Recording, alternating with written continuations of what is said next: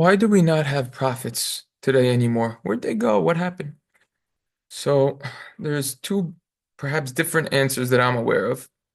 The art scroll, the end of this introduction that they give over here on the blue one to Sefer Yeshua quotes Rav Shor. They don't quote where Rav Shor is, but Rav Gedalia Shor explains that the gift of prophecy was removed from Israel. In the earlier days of the second temple, the second Beis Hamikdash, the men of the great assembly, Anshe Knesset Gedola, they feared for Israel's future. They knew what destruction had been caused by the passion for idolatry in the period of the Shoftim, the judges, in the first temple, first Beis Hamikdash. If Israel, in its new commonwealth, were to be subject to the same desire, the reluctant destruction, that would be too terrible to contemplate, which means if we would go through what we went through the first time, the destruction would be too great to bear. So the sages prayed that God remove the passion for idolatry, to which Hashem acquiesced. He granted their request. It's Gemara in Yuma on Samach Tesema base. So there used to be a evil inclination to perform idolatry, and that was slaughtered. Now, when we think about this nowadays, and we read the stories about the idolatry that they used to do and have an evil inclination for, we can't comprehend it. We say, how could anyone want to do that? We read our ancestors about worshiping clay statues of wood, gold. How could they be so foolish? Right? Even we, without the benefit of a Beis Hamikdash, we don't have the temple, God's tangible presence and prophets. We know that idolatry is ludicrous. It's ridiculous. How could they be so misguided? It's a good question. We have so little belief in it. Even curiosity about idol worship is the greatest proof that the prayer of the sages was in fact successful. In ancient times, even some great men couldn't resist the lure of idols. While to us, idols aren't even worthy of notice because the passion for them was completely removed through this divine intervention. It is not uncommon that many sins that are rampant in modern times were virtually non-existent in those days because the spiritually charged atmosphere just took people away from such temptation. But life on earth is a system of delicate balances. When one thing goes, another is affected. In order to permit man to choose freely between good and evil, God has to allow evil to have an appeal strong enough to deceive sensible people. Think about that for a moment. Think about that line. That's an important idea. We have to have free will, choose between good and evil. So therefore, evil has to have an appeal, some sort of temptation. If the appeal of good is compelling beyond doubt and evil is foolish beyond temptation, the man's choice of good is no freer than the choice between drinking fresh water and rancid poison. Right? If we wouldn't have free will, we couldn't get rewarded, we couldn't get punished. We have to have the free will. There has to be temptations on both to do good and bad. That's why idolatry was appealing. Because its adherents could point to its prophets and their miracles and their philosophies, so to say, and their results, so to say. If that perseverance was removed, but God's righteousness, true prophets still walked the earth, how could anyone ever doubt truth? And if truth was so obvious, why would anyone deserve to be rewarded by following its dictates?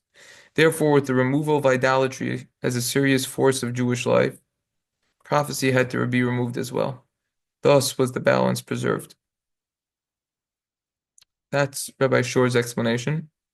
And they point out the Gemara Bava Basra Yud Beis Amud Aleph says, "Miyom shachar Beis Hamikdash af pi shenitlu nevuah min hanavim min chachamim lo nitna." From the day that the Beis Hamikdash was destroyed, even though prophecy was taken away from the prophets, nevertheless, min chachamim lo nitla. It was not removed from the chachamim, from the Torah scholars. So we see this idea of that the Torah scholars have some sort of level of prophecy that they could achieve. Second place where this is discussed is by Rabbi Yaakov Kamenetsky in his Emes L'Yaakov al Torah and Chumash on pages Reish Samach Gimel to Reish Samach Daled. He discusses why there's no prophets, sorcerers, demons, or spirits that could enter into our bodies and control us. And he says that when prophets prophesized, when there was witchcraft, when there was sorcery, where there was demons and spirits, they were all able to coexist and function. However, once the prophets stopped prophesizing, then also everything else went with it. There was no more witchcraft, sorcery, demons, and spirits. They were unable to exist and function. For example, there used to be a time that we were able to hear a baskol, a heavenly voice. And when that happened, sorcery also existed. The Rambam says that demons are all false and they never really existed. That's what the Rambam says. Where does he say it? He says it in his Payrush Mishnayos and Mesechas Avoda Zara in the fourth perek. Many argue on this opinion of the Rambam, including the Vilna Gaon. Vilna Gaon in the Biur Hagra and yora siman Kuf Ayin Tes says that we do find the concept of demons in several Gemaras. Rabbi Kamenetsky explains that at the time of the Gemara, the Amoraim, they had the ability to resurrect the dead, Tchias HaMesim, and they could even create certain beings. The Pasuk in Koheles says, and this is a very important Pasuk, perek Pasuk Yidal, Zelu Moseh Asa Elokim, which means that God made one as well as the other. In other words, since we attain such a high level of holiness, we need an equal power of tummah, of something impure, on the other side. Nowadays, since these spiritual strengths no longer exist, the ability to create impure beings also disappeared. Rav Elhanan Wassermann said that the last time we heard of a dibuk, which is a spirit that enters into the body, was in the time of the Chofetz Chaim. The Gemara as well relates the concept of the Yeridas Hadoros. Every single generation we get lower and lower, we decrease, we go down. Nowadays, since we don't have this immensely high level of kedusha, of holiness, therefore we don't have witchcraft and the like. What's the reason that the level of tummah depends on the level of holiness? So Rabbi Kamenetsky explains, this is actually in the Emes L'Yaakov on Brachos, on Vavam and Aleph, that Hashem created the world with free will. We could choose holiness over impurities or the opposite.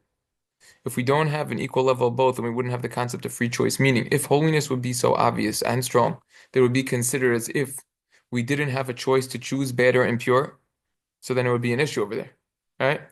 If we didn't have an equal level of both, so we wouldn't have free will.